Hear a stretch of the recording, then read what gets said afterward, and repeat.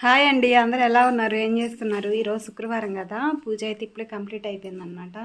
ఇంకా మిషన్ కుట్టడం అయితే మళ్ళీ స్టార్ట్ చేశాను. కొన్ని అర్జెంట్ డ్రెస్సులు అయితే ఉన్నాయి, ఇప్పుడే కట్ చేసి పెట్టుకున్నాను అనమాట.